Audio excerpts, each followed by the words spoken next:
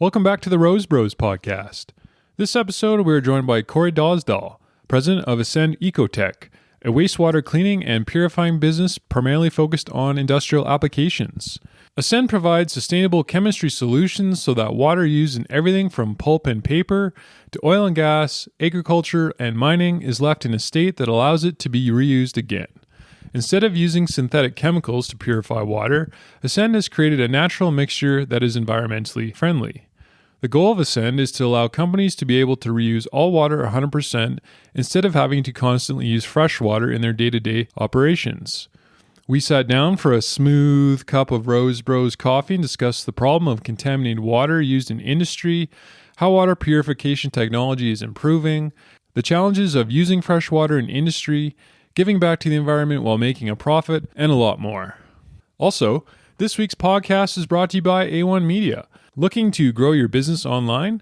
A1 can help grow your business through its bundled media packages, including a website, newsletter, social media accounts, e-commerce storefront, or a podcast. Let A1 help tell your entrepreneurial story and reach millions of new customers. Check out a1dev.ca today for more details on how you can grow your business. Also, looking to learn more about everything from healthcare to the outdoors, investing, and local news? Check out the Rose Bros newsletter. The Rose Bros newsletter is sent twice a month and is packed with interesting articles, new podcast episodes, book recommendations, pictures, quotes, and tweets. Head over to rosebros.ca today and learn more.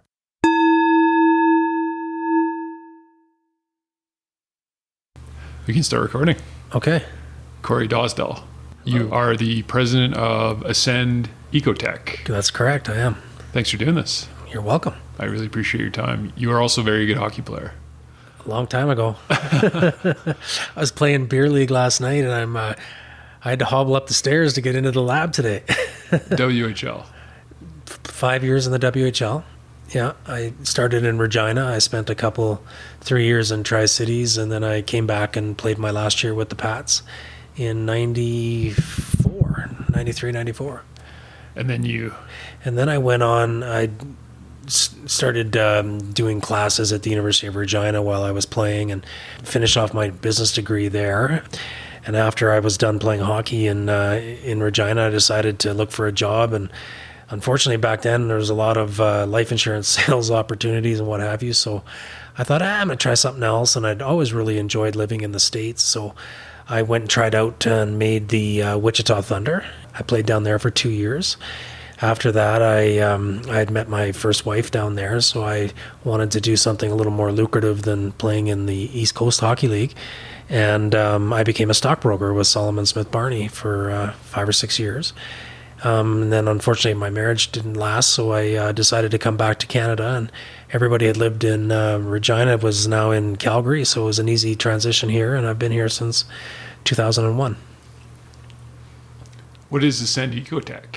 So Ascend EcoTech is a company that we've created via partnership with a large distributor in the United States, where we're introducing eco-friendly chemistries into produced water, and anybody that has tailings ponds or SAGD, anyone that uses a lot of water, automotive, agriculture, livestock, obviously, and we're attempting to clean this water to the point where it can be reused in their system or discharged environmentally back into the rivers if they meet code and what have you. And the main thing that we're so excited about is that all of our chemistries are starch based, as opposed to most other chemistries that we're aware of are very much synthetic metal based, not as economically friendly as, say, corn syrup.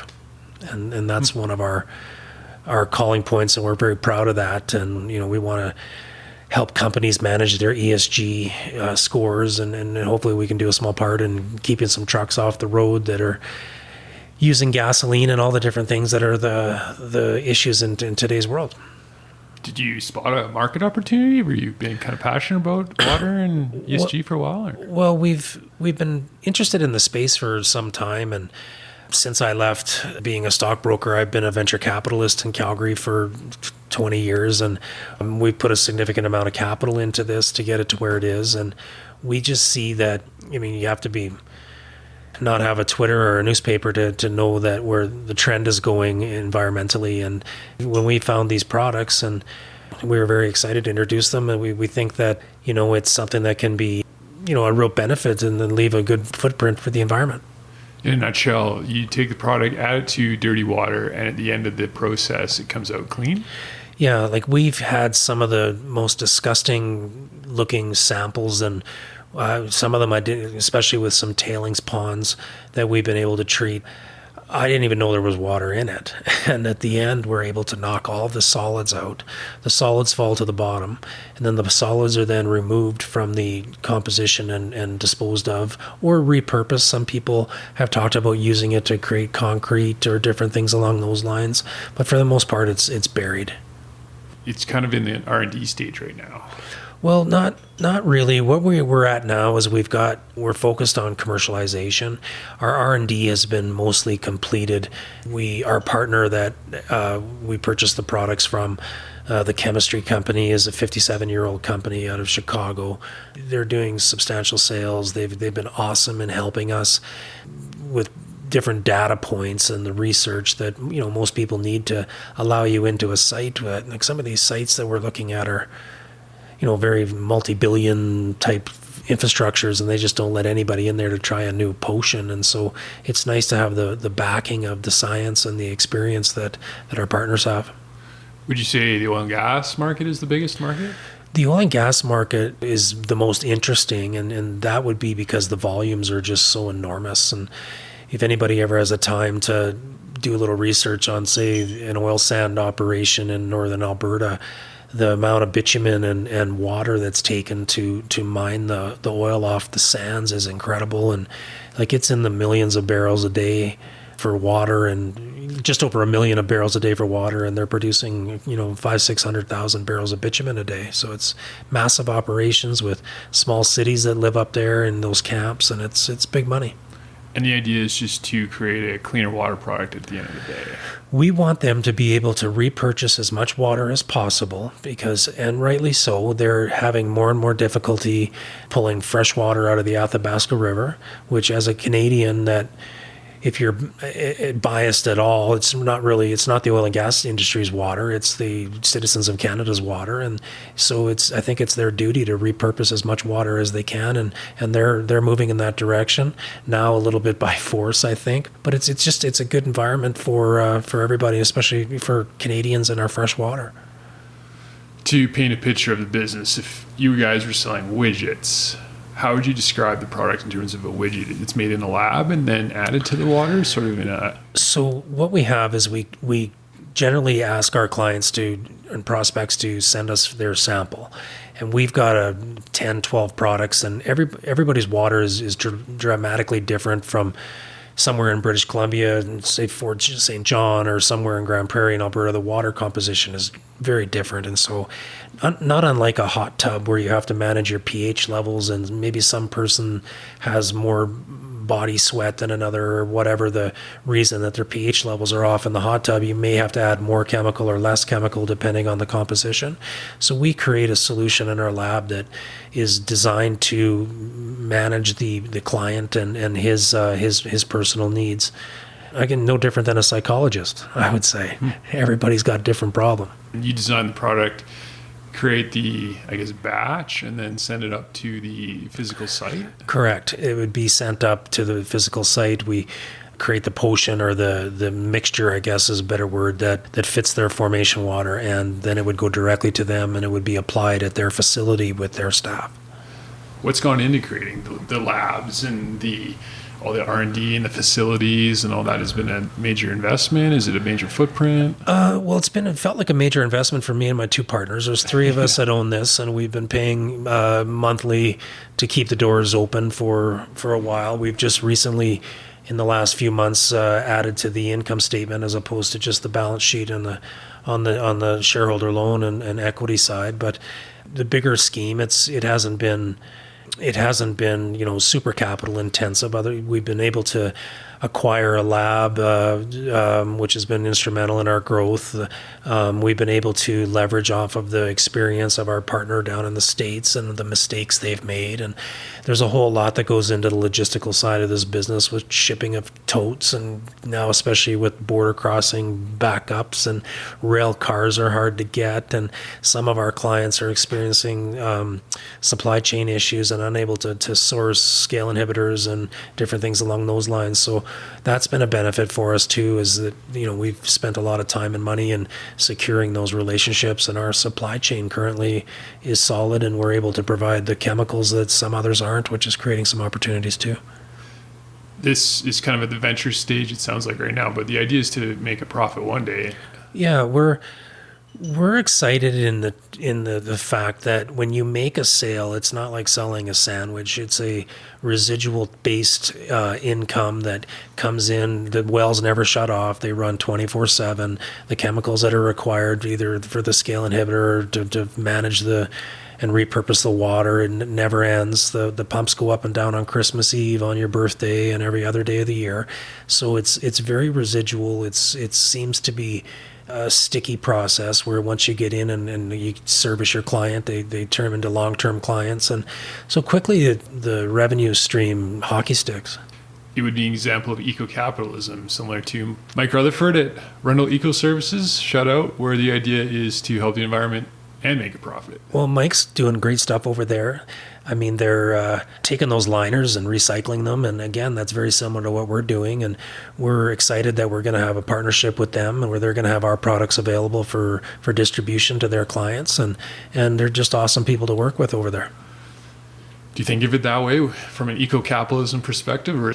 I like to tell my staff we're just regular people doing heroes work, and then we're trying our best to leave the planet a little better. And if we happen to make a couple of bucks along the way, that's good too, because we've definitely put in the time and the effort to get it to where it is today. Are there other examples of companies out there doing this? Has it been... we're competing against the Baker Hugheses and the Secure Energies and Dow Chemical. And so there's some very large people that we've found so far maybe don't service their clients as well as a smaller entity like us can.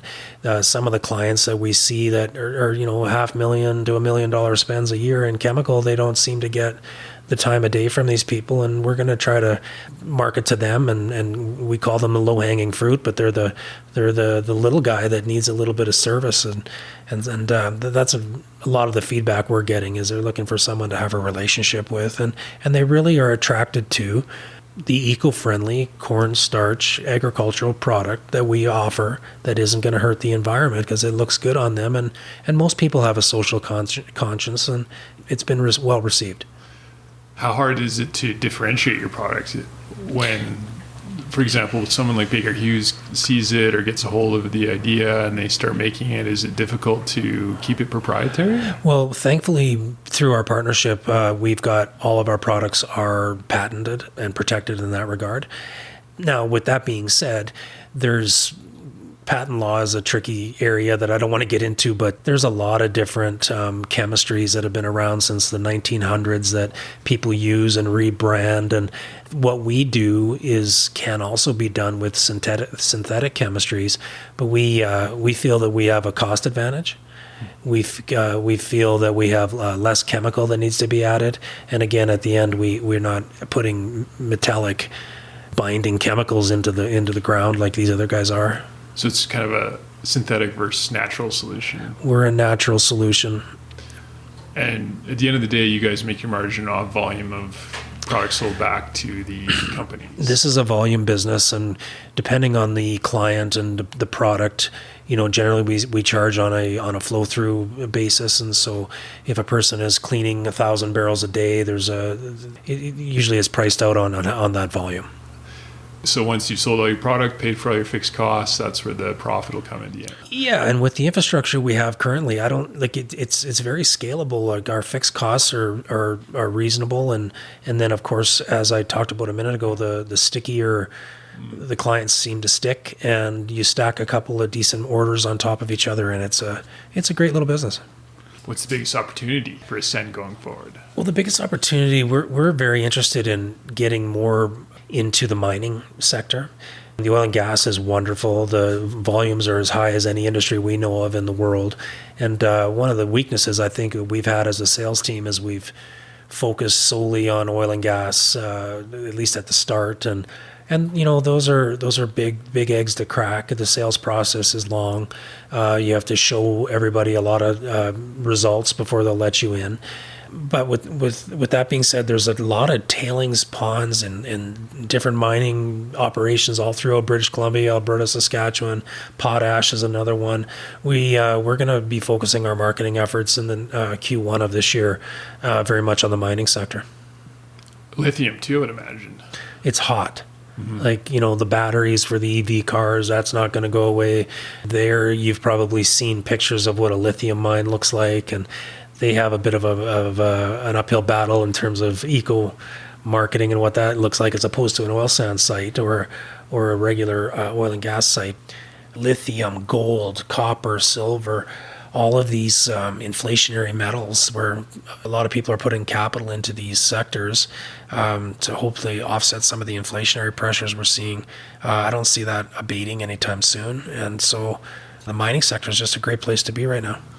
Right now, the goal is to have the water clean when it comes out of, say, a tailings pond.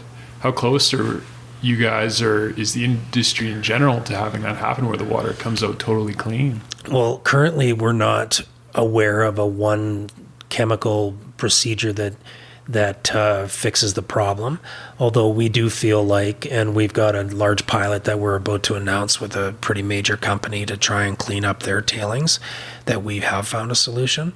And now you go to a pilot, and then if your technology meets the standards of your client, then you go on to hopefully win the contract, and then you get into their facility. But to put it into perspective, I read an article the CBC put out a couple weeks ago, and the tailings ponds in northern Alberta are in excess of 1.4 trillion liters, which is the equivalent of 560,000 Olympic-sized swimming pools back to back, which, to put it into even dumb it down more, it would be the equivalent of putting a swimming pool back to back from Edmonton to Australia and back.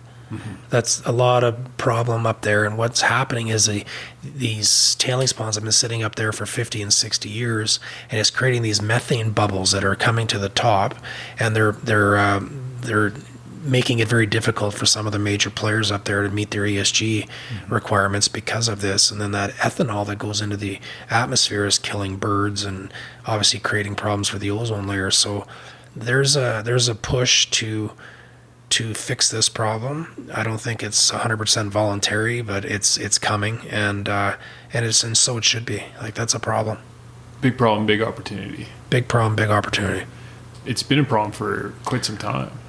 It's been a problem for a long, long time, 30, 40 years, and they keep putting more and more in there. And now there's risk of some of the tailings pond dams overflowing, and like the time to act is pretty well now.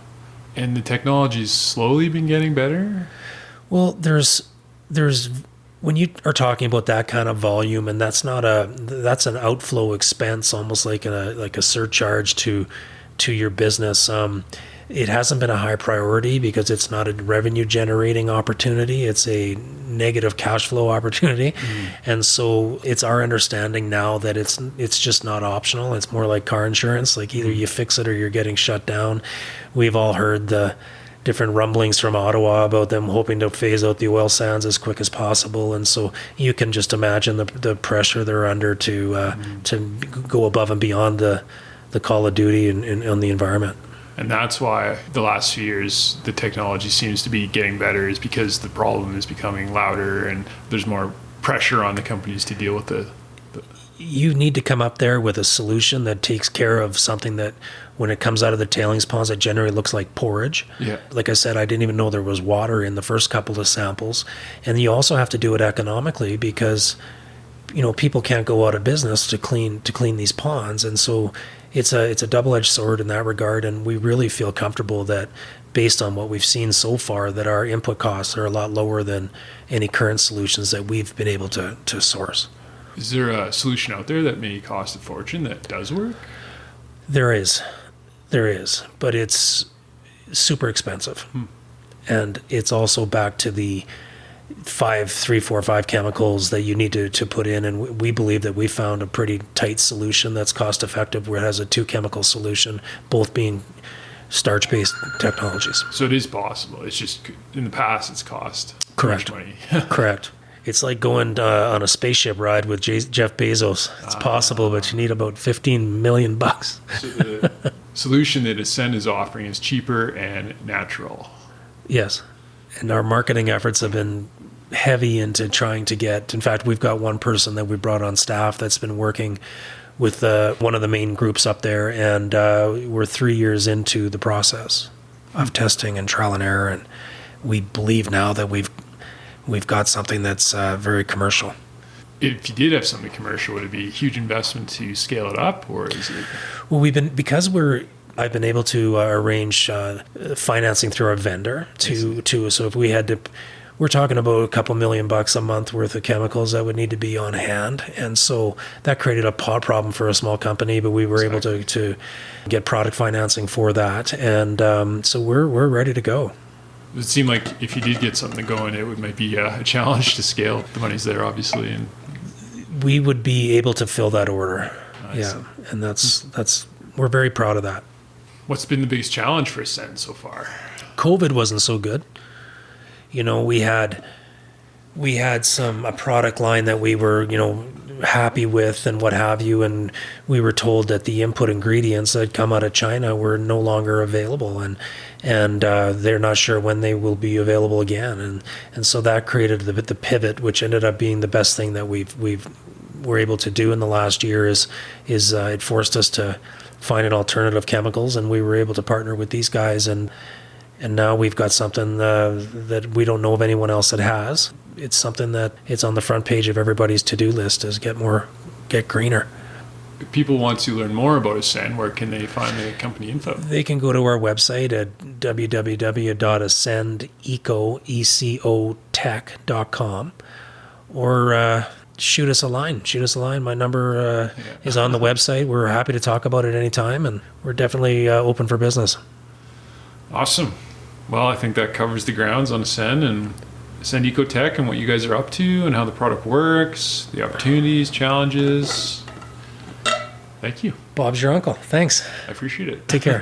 Thanks for having me. That's it. Hey, thanks for listening, everyone. Hopefully you enjoyed the episode. If you liked what you heard, check out rosebros.ca, where we will have upcoming shows. Until next time, happy coffee drinking.